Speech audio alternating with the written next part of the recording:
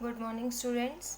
अपने सितंबर एग्जाम में 2 चैप्टर आने वाले हैं बायोलॉजी में, फर्स्ट एंड फिफ्थ चैप्टर। तो अपन फिफ्थ चैप्टर के रिवीजन से स्टार्ट करें। चैप्टर का नाम क्या है? Our environment. चैप्टर का नाम क्या है? Our environment.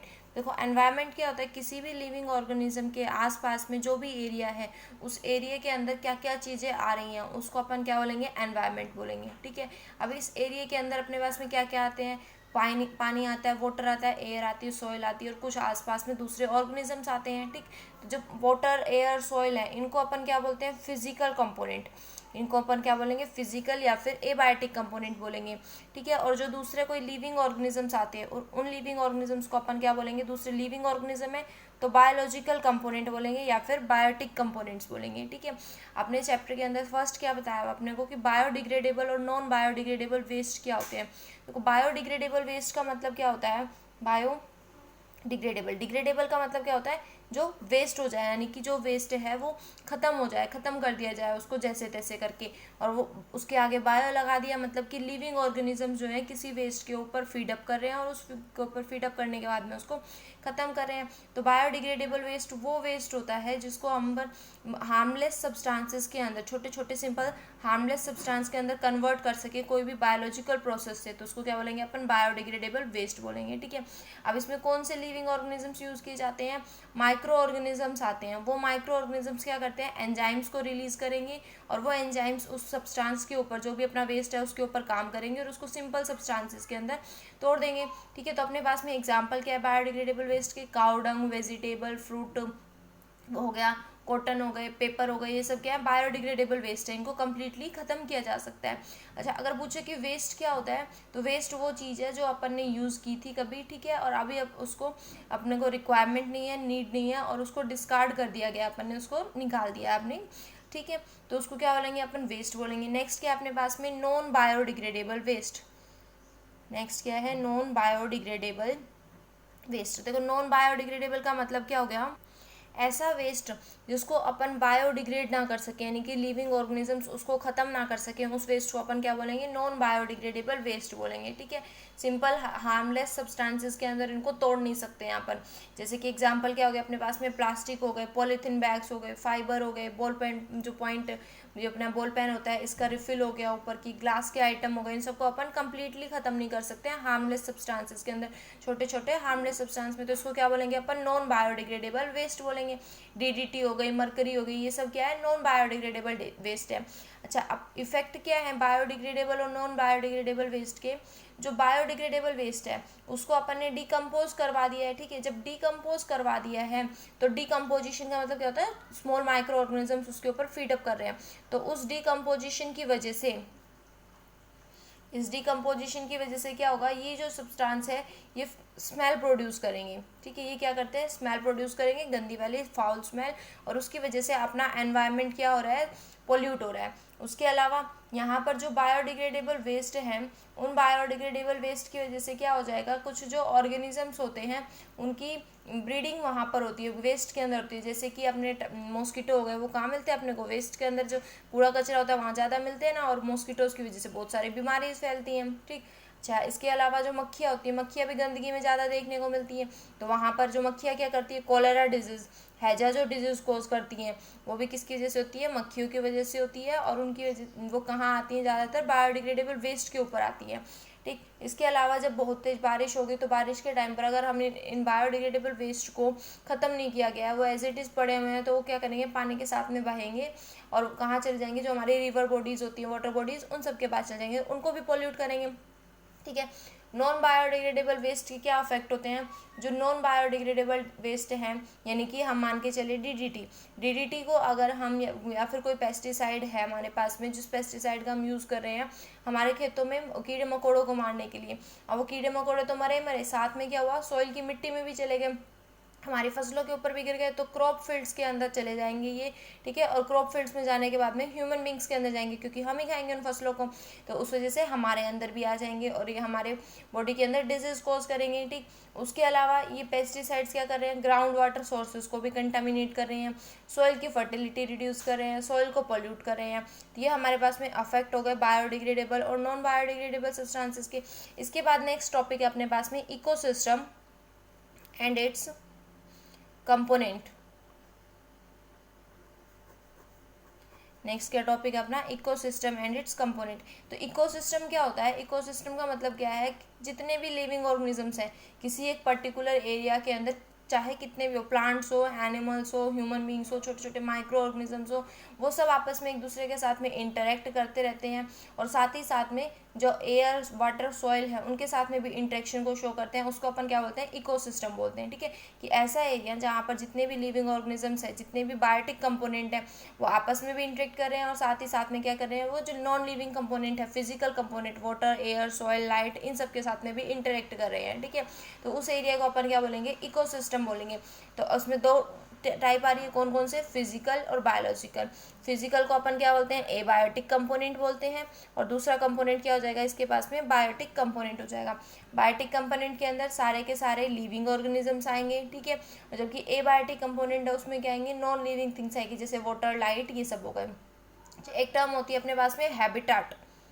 हैबिटाट का मतलब क्या होता है, कोई आदमी या फिर कोई भी लिविंग ऑर्गेनिज्म किस एरिया के अंदर रह रहा है, उस एरिया को अपन क्या बोल सकते हैं, हैबिटाट बोल सकते हैं। अब जो इकोसिस्टम होता है, वो इकोसिस्टम अपने पास में 2 टाइप्स का होता है। कौन कौन सा, नेचुरल एंड आर्टिफिशियल। इकोसिस्टम अपने पास में 2 टाइप्स के हैं। कौन कौन से, natural and artificial ecosystem. Natural ecosystem का मतलब क्या हो गया, कि ऐसा इकोसिस्टम जो खुद ही रेगुलेट हो रहा है, नेचर उसको रेगुलेट कर रही है, ह्यूमन बींग्स का कहीं भी इन्वॉल्वमेंट नहीं है, उस इकोसिस्टम को अपन क्या बोलेंगे, नेचुरल इकोसिस्टम बोलेंगे। ठीक है, नेचुरल इकोसिस्टम का एग्जांपल क्या हो गया, पॉन्ड हो गए, फॉरेस्ट हो गया। पॉन्ड और फॉरेस्ट को ह्यूमन बींग्स तो नहीं जाते ना रेगुलेट करने के लिए, वहाँ पर खुद ही लिविंग ऑर्गेनिजम्स आपस में रहते हैं, इंटरेक्ट करते हैं। ठीक, तो उसको अपन क्या बोलेंगे, नेचुरल इकोसिस्टम बोलेंगे। अब ये जो नेचुरल इकोसिस्टम है, ये भी 2 टाइप के हो सकते हैं अपने पास में। एक तो हो जाएगा टेरेस्ट्रियल, ठीक, और दूसरा क्या हो जाएगा, एक्वेटिक। टेरेस्ट्रियल का मतलब क्या होता है, लैंड के ऊपर जो है उसको अपन बोलेंगे terrestrial ecosystem. Land based ecosystem को अपन टेरेस्ट्रियल इकोसिस्टम बोलते हैं, जैसे कि फॉरेस्ट हो गया, डेजर्ट हो गया, ये सब क्या है, लैंड बेस्ड यानी कि टेरेस्ट्रियल इकोसिस्टम है। उसके बाद नेक्स्ट क्या है अपने पास में, aquatic ecosystem, aquatic natural ecosystem. तो एक्वेटिक नेचुरल इकोसिस्टम क्या हो गया, पॉन्ड हो गए, समुद्र हो गए, ओशन हो गए, लेक्स हो गई, रिवर हो गई, ये सब क्या है, एक्वेटिक नेचुरल इकोसिस्टम। एक्वेटिक का मतलब होता है वाटर के अंदर जो भी इकोसिस्टम बन रहा है। ठीक, ऐसे आर्टिफिशियल भी 2 टाइप का हो जाएगा। एक तो हो जाएंगे टेरेस्ट्रियल, और एक क्या हो जाएगा, एक्वेटिक। टेरेस्ट्रियल का मतलब क्या हो गया, पहले तो आर्टिफिशियल का मतलब क्या हो गया, आर्टिफिशियल का मतलब है ऐसा इकोसिस्टम जिसके अंदर ह्यूमन बींग्स जो है वो उसको रेगुलेट कर रहा है अपने खुद के फ़ायदे के लिए। ठीक है, जैसे कि अपने खेत हो गए, गार्डन्स हो गए, एक्वेरियम हो गए, इन सबको ह्यूमन बींग्स रेगुलेट करते हैं। तो टेरेस्ट्रियल इकोसिस्टम में क्या एग्जांपल आ जाएगा अपने पास में, क्रॉप फील्ड्स आ जाएंगे और गार्डन्स आ जाएंगे। जबकि अगर अपन इसके एक्वेटिक की बात करें तो एक्वेटिक में क्या आ जाएगा, एक्वेरियम आ जाएगा। एक्वेरियम ह्यूमंस खुद बनाते हैं। ठीक, इसके बाद में ये अपने पास में आर्टिफिशियल और नेचुरल इकोसिस्टम हो गया। फिर आता है कंपोनेंट्स ऑफ इकोसिस्टम में अपने पास में 2 कंपोनेंट है। कौन कौन सा, एबायोटिक एंड बायोटिक कंपोनेंट। अपन आप कौन सा कंपोनेंट पढ़ेंगे, पहले बायोटिक कंपोनेंट पढ़ेंगे। तो बायोटिक कंपोनेंट में क्या क्या आते हैं अपने पास, लिविंग ऑर्गेनिजम्स आते हैं। फर्स्ट जो लिविंग ऑर्गेनिज्म है, प्लांट्स, उनको अपन क्या बोलते हैं, प्रोड्यूसर्स बोलते हैं। प्लांट्स को क्या बोलते हैं, प्रोड्यूसर। क्यों, क्योंकि सारा का सारा फूड जो होता है वो प्लांट से मिलता है अपने को, प्लांट से प्रोड्यूस करते हैं, तो उसको क्या बोलेंगे, प्रोड्यूसर बोलेंगे। प्रोड्यूसर खुद का फूड खुद बना सकते हैं। इस प्रोसेस की वजह से इसको अपन क्या बोलते हैं, ऑटोट्रॉफ्स भी बोलते हैं। इन्हीं को अपन क्या बोलते हैं, ऑटोट्रॉफ्स भी बोलते हैं। अब वो फूड बनाने की जो प्रोसेस है, उस प्रोसेस को क्या बोलेंगे अपन, फोटोसिंथेसिस। खुद के लिए फूड बनाते हैं, दूसरों के लिए भी फूड बनाते हैं, तो इस प्रोसेस को हम बोलेंगे फोटोसिंथेसिस। और प्रोड्यूसर्स को दूसरा नाम हम क्या दे सकते हैं, ऑटोट्रॉफ्स दे सकते हैं। कौन कौन से ऑर्गेनिजम्स आते हैं अपने पास इसके अंदर, प्लांट्स आते हैं, ब्लू ग्रीन एल्गी आती हैं। ठीक है, फोटोसिंथेसिस की क्या रिएक्शन होती है, 6CO2 + 6H2 यानी कि CO2 और वाटर जो है वो मिलेंगे लाइट और क्लोरोफिल की प्रेजेंस में। लाइट एंड क्लोरोफिल की प्रेजेंस के अंदर ये C6H12O6 ग्लूकोज कार्बोहाइड्रेट बना देंगे, और साथ ही साथ 6O2 और 6H2O, ये 3 अपने पास में फॉर्म हो जाएंगे। तो इस रिएक्शन को किसकी है, ये अपने पास में फोटोसिंथेसिस की रिएक्शन है। ठीक है, अच्छा, इसके बाद में क्या है, प्रोड्यूसर्स जो है यही मेन सोर्स है कार्बन, ये ऑक्सीजन प्रोड्यूस करने का और कार्बोहाइड्रेट्स प्रोड्यूस करने का। मेन सोर्स कौन है अपने पास में, प्रोड्यूसर्स हैं। वो CO2 का यूज़ करते हैं और CO2 यूज़ करके ऑक्सीजन प्रोड्यूस करवा देते हैं। इसके बाद में प्रोड्यूसर के बाद आते हैं अपने पास में कंज्यूमर्स। ठीक है, कंज्यूमर्स का मतलब क्या है, ऐसे ऑर्गेनिजम्स जो अपने फूड के लिए दूसरों के ऊपर डिपेंड करते हैं। उनको अपन क्या बोलेंगे, कंज्यूमर्स बोलेंगे। साथ ही साथ अपन इनको क्या बोल सकते हैं, हेटेरोट्रॉफ्स। कंज्यूमर्स कोई दूसरा नाम क्या बोल सकते हैं अपन, हेटेरोट्रॉफ्स बोल सकते हैं। क्यों? क्योंकि दूसरों से अपना फूड ले रहे हैं, खुद का फूड खुद से प्रिपेयर नहीं करें। अभी कंज्यूमर से अपने पास में डिफरेंट टाइप के ऑर्गेनिजम्स आ सकते हैं, जैसे जो सिर्फ प्लांट फूड के ऊपर डिपेंड करता हो। जो सिर्फ प्लांट फूड के ऊपर डिपेंड करेगा उसको क्या बोलेंगे अपन, हर्बीवोर्स। ठीक है, ऐसे ऑर्गेनिजम्स जो सिर्फ प्लांट फूड के ऊपर डिपेंड करते हैं वो हर्बीवोर्स कहलाते हैं। या फिर अपन इसको क्या बोल सकते हैं, प्राइमरी कंज्यूमर्स। इसी को अपन क्या बोल सकते हैं, प्राइमरी कंज्यूमर बोल सकते हैं। इसके बाद में नेक्स्ट अपने पास आता है कार्निवोर्स। कार्निवोर्स यानी कि जो सिर्फ दूसरे एनिमल्स के ऊपर डिपेंड करते हैं अपने फूड के लिए, उसको क्या बोलेंगे अपन, कार्निवोर्स बोलेंगे। या फिर इसी चीज़ को अपन क्या बोलेंगे, सेकेंडरी कंज्यूमर्स। इसी को अपन क्या बोलेंगे, सेकेंडरी कंज्यूमर्स बोलेंगे। ठीक, प्राइमरी कंज्यूमर या हर्बीवोर की एग्जांपल क्या है अपने पास में, काउ, डियर, एलिफेंट, गोट, ये सब क्या करते हैं, ग्रास ऊपर हो गया, सब फूड प्लांट फूड के ऊपर डिपेंड करते हैं। अच्छा, कार्निवोर्स की एग्जांपल क्या हो गई, जैसे कैट हो गई, फ्रॉग हो गया, स्नेक हो गई, ये सब क्या करते हैं, दूसरे एनिमल्स के ऊपर डिपेंड करते हैं। तो इनको अपन क्या बोल सकते हैं, सेकेंडरी कंज्यूमर्स बोल सकते हैं। ठीक, इसके अलावा अपने पास में क्या आते हैं, ओमनीवोर्स। नेक्स्ट क्या है अपने पास में, ओमनीवोर्स। ओमनीवोर्स का मतलब क्या हो गया, ऐसे ऑर्गेनिजम्स जो plant as well as animals दोनों के ऊपर डिपेंड करते हैं अपने फूड के लिए, उसको अपन क्या बोलेंगे, ओमनीवोर्स बोलेंगे। ठीक है, एग्जांपल क्या हो गया अपने पास में इसका, क्रो हो गया, डॉग हो गया, ह्यूमंस हो गए, प्लांट्स फूड के ऊपर भी डिपेंड करते हैं और एनिमल फूड यानी कि मीट वगैरह के ऊपर भी डिपेंड करते हैं, उसको क्या बोलेंगे अपन, ओमनीवोर्स बोलेंगे। इसके बाद अपने पास में आते हैं पैरासाइट्स। क्या है, पैरासाइट्स। पैरासाइट्स क्या होते हैं, ऐसे लिविंग छोटे छोटे माइक्रो ऑर्गेनिजम्स, ज़्यादा माइक्रो भी नहीं, स्मॉल ऑर्गेनिजम्स, जो किसी दूसरे ऑर्गेनिज्म के ऊपर डिपेंड करेंगे और दूसरे ऑर्गेनिज्म से अपना न्यूट्रिशन लेंगे।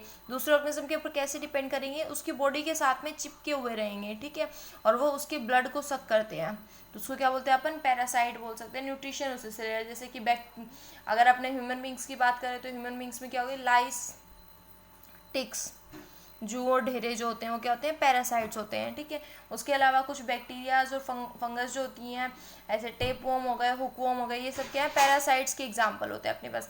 इसके बाद नेक्स्ट जो कंपोनेंट है अपने पास में लिविंग ऑर्गेनिजम्स का, वो क्या बचता है, डीकम्पोजर्स। डीकम्पोजर्स क्या होते हैं, ऐसे ऑर्गेनिजम्स जो डेड और डिकेइंग जो भी अपना मटेरियल है, कोई ऑर्गेनिज्म की डेथ हो गई है, प्लांट की डेथ हो गई है, उसके ऊपर फीडअप करेंगे। उसके ऊपर फीडअप करने के बाद में उसको स्मॉल स्मॉल और भी छोटे पार्टिकल्स के अंदर कन्वर्ट करवा देंगे, तो उन ऑर्गेनिजम्स को क्या बोलते हैं अपन, डीकम्पोजर्स बोलते हैं, और उस प्रोसेस को अपन डीकम्पोजिशन बोलते हैं।